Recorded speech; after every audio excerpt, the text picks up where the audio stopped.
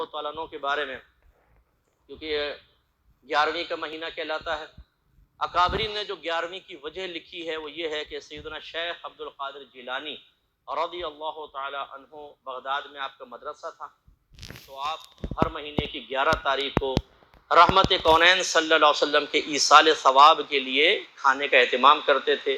وہ مدرسے کے بچے بھی کھاتے تھے، باہر کے لوگ کھاتے تھے۔ یہ ہر سال آپ کا سلسلہ جاری و ساری تھا، یا ہر ماہ پھر جب کچھ یہاں سے بر صغیر پاک و ہند سے بھی گئے ہوں گے پڑھنے کے لیے بغداد ان کے پاس، تو وہ جب یہاں آئے تو انہوں نے پھر یہی سلسلہ جاری کیا، اور خصوصاً جب شیخ عبد القادر جیلانی رضی اللہ تعالیٰ عنہ کا وصال ہوا تو آپ کے وصال مبارک کے حوالے سے وہ عرس جس کو کہتے ہیں وہ کرنے لگے، یعنی ایصال ثواب کے لیے کھانا بنانے لگے، اور اس کا نام رکھ دیا 11ویں شریف، کیونکہ 11 تاریخ سے وابستگی تھی تو 11ویں شریف۔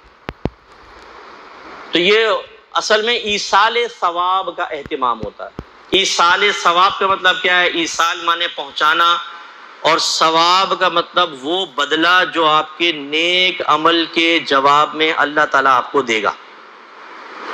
تو ایصال ثواب کا مطلب کیا ہوتا ہے؟ جب کوئی آپ نیک عمل کرتے ہیں تو آپ بس دل میں نیت کر لیں یا زبان سے کہہ لیں اللہ تعالیٰ اس کا ثواب فلاں کو پہنچا دے، یعنی جو اس نیک عمل کا بدلہ تو مجھے عطا فرمائے گا اسے بھی اس میں حصے دار بنا دے۔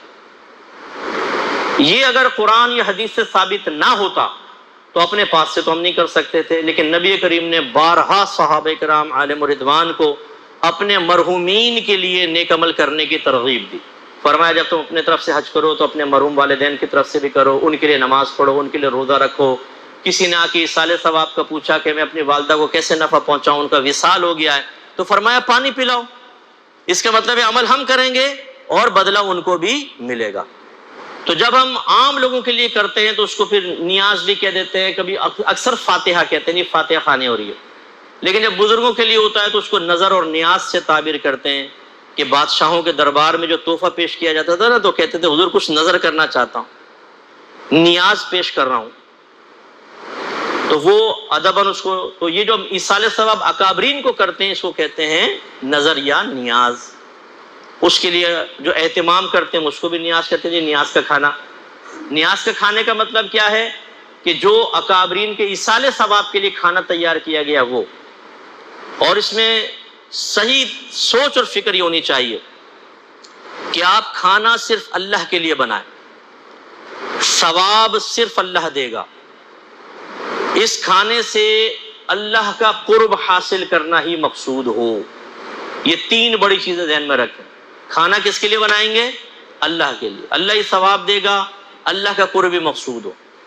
ایک نیت بس یہ ہو کہ اللہ تعالیٰ جو تو عطا فرمائے گا فلاں بزرگ کو پہنچ جائے، بس یہ نہیں کہ میں تو نبی کے لیے عمل کر رہا ہوں، یہ شرک میں چلا جائے گا، یا نبی کے قرب کے لیے نیک عمل کر رہا ہوں، ٹھیک نہیں ہے، یا نبی کریم ثواب دیتے ہیں، غوث پاک ثواب دیتے ہیں، غلط، بدلہ سے ہاں وہ دعا کر سکتے ہیں۔ بعد وفات دعاؤں کا سلسلہ کبھی منقطع نہیں ہوتا۔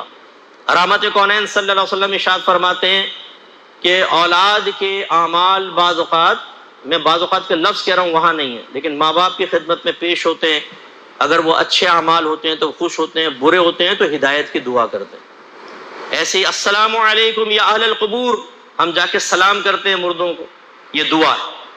سرکار فرماتے ہیں مردہ جواب دیتا ہے لیکن تمہیں اس کا شعور حاصل نہیں، تو یہ وعلیکم السلام یہ بھی دعا ہے، اللہ تعالیٰ آپ پر بھی سلامتی نازل فرمائے، اس لیے سلسلے منقطع نہیں ہوتے۔ تو جب یہ اس طرح کے بڑے مہینے آئیں، آپ ایک کیلنڈر ملتا ہے وہ دیکھ لیجئے، کہیں پر بزرگوں کے وصال کی تاریخ اس میں لکھی ہوئی ہے، موقع ملے، کوئی بڑے اہتمام کی حاجت نہیں ہے، جو گھر میں کھانا پکا ہے نا اسی کو آپ اسی پر کچھ بھی پڑھ کر کچھ بھی کلمات وغیرہ نیت کر لیں، اللہ تعالیٰ اس کا ثواب فلاں بزرگ کو پہنچ جائے، خود کھا لیں، کوئی مسئلہ نہیں۔